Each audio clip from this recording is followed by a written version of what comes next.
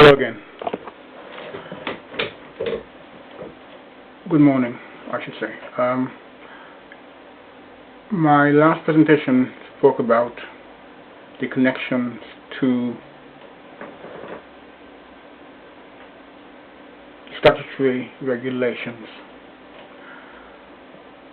Now, what I would like to do is to actually begin to show you how those statutory regulations can be implemented to formulate your portfolio, and I hope to do that in the next presentation.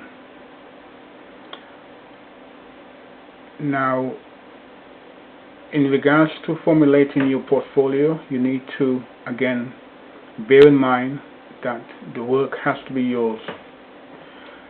Your MVQ folder forms part of your assessment criteria, and you cannot be a qualified electrician without your portfolio or your MVQ folder.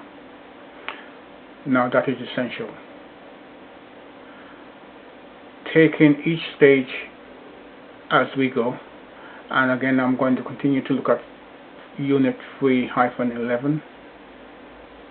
Again, imagine putting a little finger over the hyphen, and it will give you probably a more wider scope as to what we are looking at.